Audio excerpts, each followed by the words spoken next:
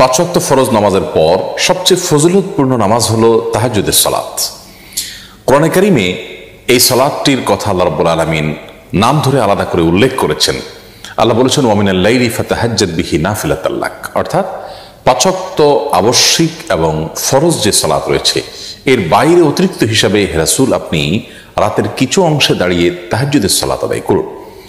বান্দা আল্লাহ রাব্বুল আলামিনের খুব বেশি নৈকট্য লাভ করতে পারে, কাছাকাছি যেতে পারে তাহাজ্জুদের সময় অর্থাৎ ভোর রাতে, এবং তাহাজ্জুদের সালাতের মাধ্যমে ওই সময়টাতে দোয়া করার মাধ্যমে আল্লাহ রাব্বুল আলামিনের কাছ থেকে বান্দা তার যে কোনো চাওয়াকে পেশ করার সবচেয়ে সুবর্ণ সুযোগ হিসেবে গ্রহণ করতে পারে। তাহাজ্জুদের সালাত নিয়ে আমাদের অনেকেরই জিজ্ঞাসা যে তাহাজ্জুদের সালাত কিভাবে আদায় করতে হয় এবং কখন আদায় করতে হয়, সন্ধ্যা রাতে আদায় করলে তাহাজ্জুদ আদায় হবে কিনা। তো এসব প্রশ্ন উত্তর আমরা আজ দিতে চাই। প্রথম কথা হলো যে তাহাজ্জুদ এই শব্দটির অর্থই হলো ঘুম থেকে উঠে যে সালাত আদায় করতে হয় সেই সালাত। যদিও কেউ সন্ধ্যা রাতে অর্থাৎ এশার সালাত আদায় করার পর যদি কোনো সালাত আদায় করেন তাহলে সেটিও এক প্রকারের তাহাজ্জুদ বলা যায়, অর্থাৎ সেটি সাধারণত কিয়ামুল লাইলের মধ্যে পড়ে। নবী করিম সাল্লাল্লাহু আলাইহি সাল্লাম এক্ষেত্রে দুটি শব্দ ব্যবহার করেছেন, একটা হলো কিয়ামুল লাইল আর একটি হলো তাহাজ্জুদ। তো কিয়ামুল লাইল বা রাত জেগে সালাত আদায় সেটা কিন্তু রাতের শুরুতে অর্থাৎ এশার সালাতের পর থেকে নিয়ে যে কোনো সময় কিংবা রাতের শেষ ভাগে ফজর আগ মুহূর্ত পর্যন্ত যে কোনো সময় সালাত আদায় করুক না কেন পুরো সালাতটাই সবগুলোকেই সাধারণভাবে কিয়ামুল লাইল বলা হয়। অতএব যদি কেউ এশার নামাজের পর 2 রাকাত অথবা 2 রাকাত 2 রাকাত করে 4 রাকাত কিংবা 6 রাকাত কিংবা 8 রাকাত সালাত আদায় করেন তাহলে তিনিও রাতে দাঁড়িয়ে সালাত আদায়কারীদের কাতারে শামিল হলেন, সেটাও এক প্রকারের তাহাজ্জুদ হলো। যদিও মূল তাহাজ্জুদ বা তাহাজ্জুদ শব্দের যে অর্থ সেটি আক্ষরিক অর্থে বাস্তবায়িত হবে তখন যদি সেটা ভোর রাতে আদায় করা হয়, রাতের শেষ প্রহরে আদায় করা হয় এবং একটু ঘুমিয়ে উঠে তারপর আদায় করা হয়, তাহলে সেক্ষেত্রে সেটিকে বলা হবে তাহাজ্জুদ। নবী করিম সাল্লাল্লাহু আলাইহি সাল্লাম সাধারণত তাহাজ্জুদের সালাত কখনো ছাড়তেন না এবং অনেক ইমামগণের তাহাজ্জুদ প্রসঙ্গে মন্তব্য হলো যে কেউ আল্লাহ রাব্বুল আলামিনের খুব প্রিয় পাত্র হবেন অথচ তিনি ভোর রাতে আল্লাহর সাথে কানাঘুষা করবেন না, কথা বলবেন না, সালাত আদায় করবেন না, দোয়া করবেন না, এটি কোশ্চেন কালেও হতে পারে না।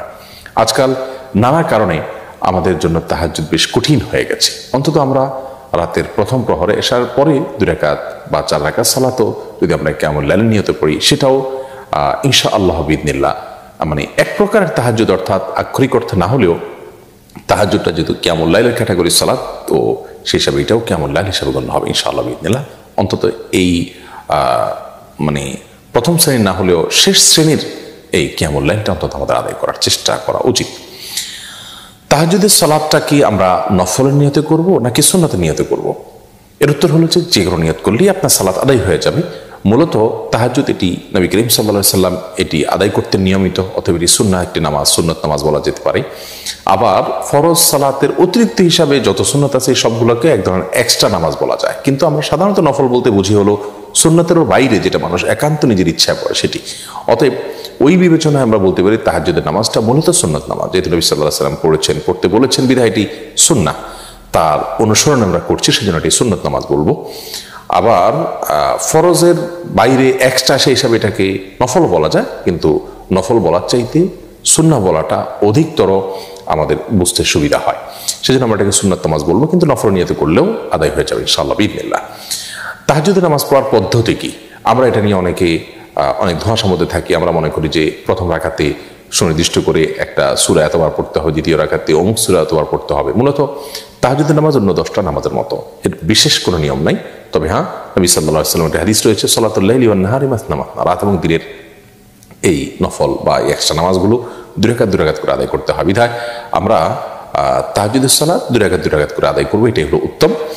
আর এই 2 রাকাত 2 রাকাত করে যে আদায় করবো সেটা অন্য সাধারণ নামাজের মতোই আমরা পড়বো। অন্য সালাতগুলো যেরকম পড়ি, হাত বাঁধার পর আমরা দোয়া ইস্তেফতাহ বা সানা পাঠ করার পর সূরা ফাতিহা, সূরা ফাতিহার পরে যে কোনো সূরা আমরা মিলাতে পারি, যে কোনো সূরা মিলাতে পারি, এবং যত লম্বা সূরা পড়তে পারি তত উত্তম, যত সময় নিয়ে যত ধীরে ধীরে পড়তে পারি ততই ভালো। এরপর আমরা রুকু সিজদা করে দ্বিতীয় রাকাতে দাঁড়িয়ে সূরা ফাতিহার পরে আবার যে কোনো সূরা আমরা পাঠ করতে পারি। প্রথম রাকাতে অমুক সূরা এতবার, দ্বিতীয় রাকাতে তমুক সূরা এতবার, এরকম কোনো নির্দিষ্ট কোনো সূরাও নেই, নির্দিষ্ট কোনো সংখ্যাও নেই, এগুলো নেহায়েতই আমাদের বানানো।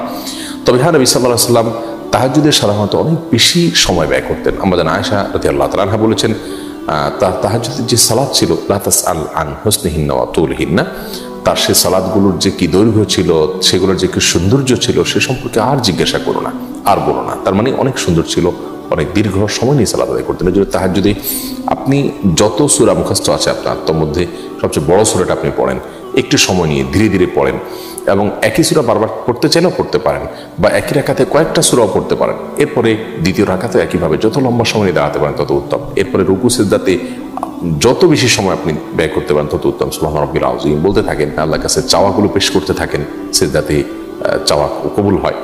অতএব আপনি লম্বা সময় নিয়ে তাহাজ্জুদ পড়ার চেষ্টা করবেন। এটাই হলো তাহাজ্জুদের সালাতের নিয়ম। এটার জন্য আলাদা কোনো নিয়ম নেই, আলাদা কোনো সূরা কেরাত নির্দিষ্ট করা নেই। তাহাজ্জুদের সালাত সর্বনিম্ন 2 রাকাত, আর নবী করিম সাল্লাল্লাহু আলাইহি ওয়াসাল্লাম সাধারণত 8 রাকাত পর্যন্ত পড়েছেন বলে আমাদের আয়েশা হাদিস থেকে জানতে পারি। অতএব সংখ্যা বৃদ্ধি না করার চেষ্টা করার চাইতে তাহাজ্জুদের কোয়ালিটিটা আমরা বৃদ্ধি করা এবং সময় বেশি নিয়ে করার চেষ্টা করব, সে সাথে দোয়াও করব আল্লাহ তাআলার কাছে খুব বেশি থেকে বেশি। অতএব খোলাসা কথা হলো, তাহাজ্জুদ এটি মূলত সুন্নত নামাজ। আমরা সুন্নত নামাজের নিয়ত করেই পড়বো, নফল নামাজ নিয়ত করলেও হয়ে যাবে। আর তাহাজ্জুদ এটি মূলত ভোর রাতে ঘুম থেকে উঠে পড়তে হয়, রাতের শেষ প্রহরে। যদি কেউ এশার পরে বিতরের আগে 2 রাকাত করে আদায় করে যে ভোর রাতে পড়তে পারবো কি পারবো না এই চিন্তা থেকে, তাহলে তাতেও আদায় হয়ে যাবে।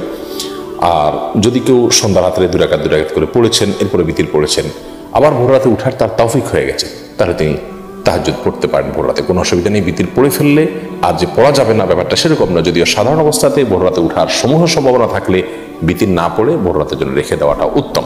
আর আমি উঠবো কি উঠবো না, উঠতে পারি কি পারি না, এটা নিয়ে সন্দেহ থাকলে বিতির পড়ে তারপর আমরা শুয়ে যাবে, উঠার তৌফিক হলে আবার তাহাজ্জুদ আমরা পড়তে পারবো। আল্লাহ রাব্বুল আলামিন আমাদেরকে আমাদের যে বর্তমান লাইফস্টাইল আছে, যে লাইফস্টাইলে আমরা রাতে অনেক দেরিতে শোয়ার বদভ্যাস আমাদের হয়ে গেছে গোটা সমাজে, এখান থেকে বেরিয়ে এসে রাতে দ্রুত শুয়ে এবং ভোর রাতে উঠে তাহাজ্জুদের সালাত এবং আল্লাহর কাছে দোয়ায় মনোনিবেশ করার তৌফিক দান করুন।